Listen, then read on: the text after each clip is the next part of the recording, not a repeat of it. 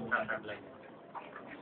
Ang hindi natin nasusumpungan doon ay masusumpungan natin ngayon. Ang hindi natin nararamdaman doon, mararamdaman natin. Ewan ba? Isigaw niyo muli, pag-ibig. Saya, darling. Alam niyo, kung hindi mo pag-ibig na Diyos, dapat natutulog na tayo, ano? Good. Ano?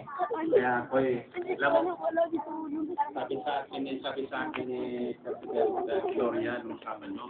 Nagulat siya, punong-punong ka, sabi niya, parang Easter Sunday ito. Ngayon naman dati yung Paspang Sunday, no? Kaya ito, dubli pa yan sa Easter Sunday. Video ba? Video pala. Ayaw na yan dito. Dito ang crowd na natin, karaan crowd sa araw ng Diyos. Ay, namumulahot. Dati yung Wemi Santo, unti-unti lang. Tapos Bernis na tatagdagan. Bukas baka parang Easter Sunday morning na tayo. Bakit? Ngayong gabi, doon nakaraang Sabado, after Palm Sunday, ang inuwi natin ay 3 bagay. Kayamanan, katalinuhan, karangalan. Ngayong gabi, special ang iuwi natin.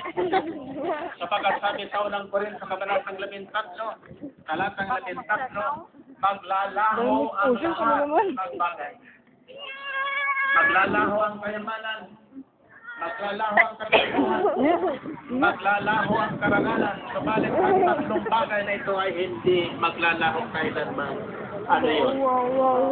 Pag-ibig, pag-asa, at pananalig. Purihin natin ang Panginoon. Purihin ang Diyos.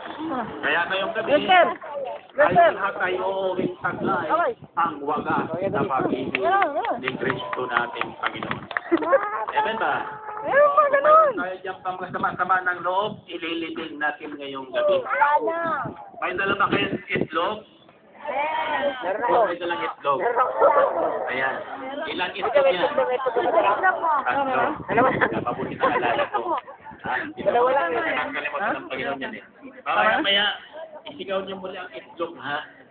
Para maalala ko, ang gagawin natin sa itlog na yan.